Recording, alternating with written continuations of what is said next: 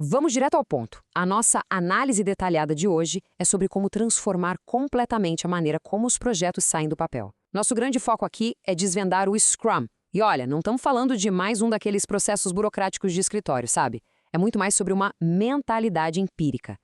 Pensa com a gente numa verdadeira dieta para a saúde, mais focada em manter os nossos projetos em forma, eliminando o peso morto e trazendo muita agilidade. É simplesmente fascinante observar como adotar essas práticas muda não só o resultado final da entrega, mas toda a cultura e a rotina de trabalho no dia a dia de um time. Bom, aqui está o nosso roteiro de hoje. Passaremos por 1. Pilares e valores fundamentais. 2. Os 3 papéis essenciais. 3. O poder do backlog. 4. A rotina da sprint. E, para fechar, 5. A definição de pronto. Vamos lá? Parte 1. Pilares e valores fundamentais. O palco do Scrum. Antes que qualquer equipe possa sair correndo e executando tarefas, é absolutamente crucial construir uma fundação sólida, baseada no que chamamos de pensamento enxuto, ou Lean Thinking. O material de origem é muito claro sobre isso. O Scrum é um framework empírico. Mas o que isso significa na prática? Significa que o conhecimento vem da experiência real e de observar as coisas o tempo todo, e não de puro achismo. Quando a gente junta isso ao pensamento enxuto, o nosso foco vai puramente para o que é essencial, descartando o desperdício de forma sistemática.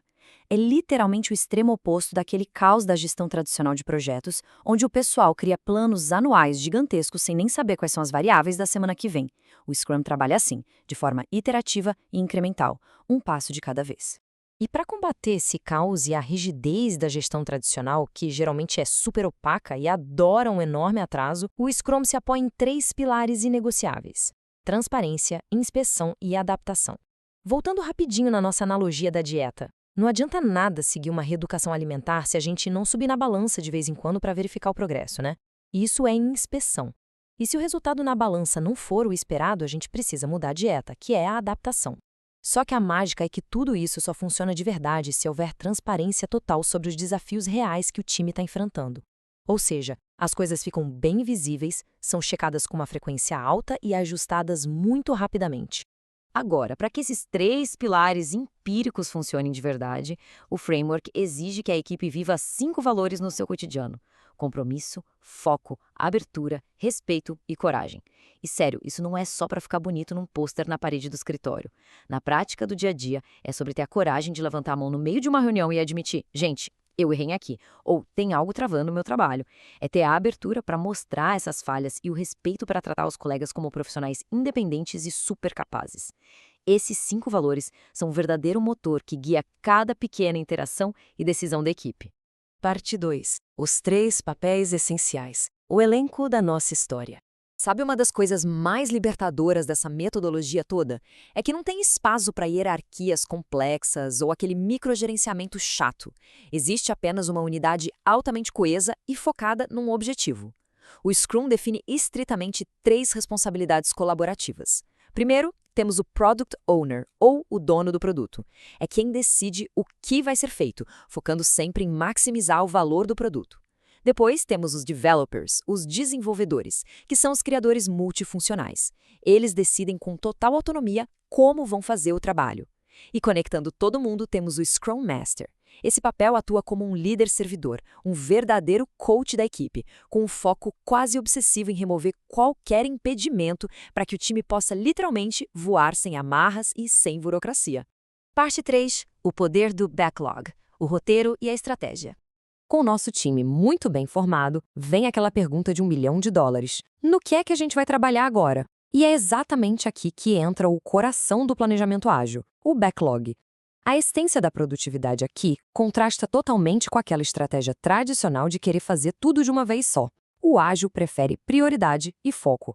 Existe uma regra de ouro no desenvolvimento de que 80% do valor de qualquer produto está em apenas 20% das suas funcionalidades.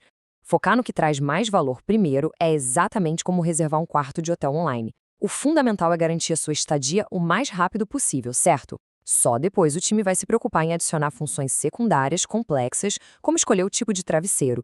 A ideia é entregar sempre o núcleo de valor primeiro. O Product Owner prioriza esse backlog pegando aquelas visões enormes e assustadoras do projeto e fatiando tudo em pedaços mastigáveis. E o formato mais famoso para fazer isso são as famosas histórias de usuário. Ao invés daquelas especificações técnicas maçantes e super difíceis de ler, a gente usa a linguagem natural do dia a dia. Fica sendo uma frase bem direta, focada em quem vai de fato utilizar a solução, identificando perfeitamente o valor exato que aquela tarefa tem. Isso desmistifica muito a demanda, torna o trabalho cristalino para quem vai na prática colocar a mão na massa. Parte 4. A rotina da sprint, um dia na vida. A teoria é muito legal, mas o Scrum brilha mesmo é na ação. Vamos explorar a rotina cronológica que bate feito o coração do projeto, a sprint. Essencialmente é um bloco de tempo fixo, geralmente de até um mês de duração, que serve como um grande container para todos os outros eventos, criando uma regularidade que a gente consegue prever. Tudo começa lá na Sprint Planning, onde o trabalho do ciclo é planejado. Depois acontece a Daily Scrum, religiosamente todos os dias.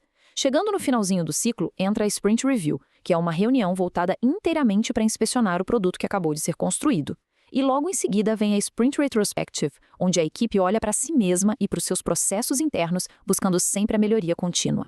A Daily Scrum é sem dúvida a tradução mais perfeita da teoria para o dia a dia. É uma reunião hiperfocada, de no máximo 15 minutinhos, e feita quase sempre com todo mundo em pé para evitar que a conversa fuja do controle. É aqui que aqueles 3 pilares ganham vida de forma impressionante. A equipe gera transparência total sobre o que está sendo feito, faz a inspeção do progresso e promove a adaptação de rotas, respondendo a 3 perguntas super simples todos os dias. O que ajudou o time ontem? O que a gente vai fazer hoje? E tem algum impedimento no caminho? Esse é o pulso do projeto. Se o Scrum Master escuta qualquer relato de obstáculo nessa terceira pergunta, ele já sabe que precisa agir imediatamente para desbloquear o fluxo da equipe. Parte 5. A definição de pronto, o clímax e a linha de chegada.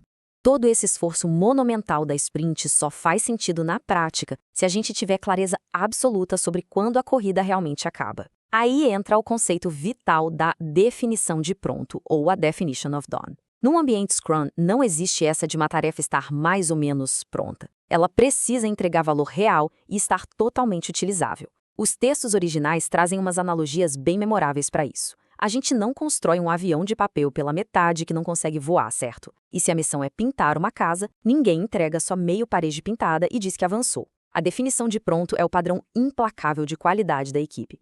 Se não atende aos critérios combinados, simplesmente não está pronto e não vira uma entrega do produto. Fim de papo. Todos esses conceitos fundamentam princípios de agilidade muito poderosos.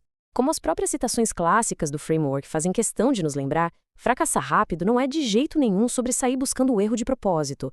É sobre manter um ciclo de trabalho tão ágil e tão transparente que, se por acaso a direção estiver errada, a correção pode vir na mesma hora, evitando que se desperdice meses de trabalho ou milhões em recursos. Essa busca obstinada por eliminar o desperdício e focar no que tem valor que permite a gente atingir aquela grande promessa da teoria, fazer o dobro do trabalho na metade do tempo. Então, tudo isso deixa a gente com a pulga atrás da orelha. Os conceitos de ter papéis bem definidos, sprints e definições de pronto parecem incrivelmente lógicos, até óbvios quando a gente estrutura assim, mas exigem uma disciplina absurda para serem dominados no dia a dia. Se a transparência implacável e a adaptação super rápida são de forma comprovada chaves para ter um desempenho de elite, quais são os impedimentos ocultos e os desperdícios gigantescos que a maioria das organizações ainda está falhando em inspecionar hoje em dia? Fica aí essa reflexão profunda sobre como essa quebra de paradigma é vital para a produtividade. Muito obrigado por acompanhar a nossa análise de hoje e lembre-se sempre, o foco no valor real que a gente entrega deve ser sempre absoluto. Até a próxima!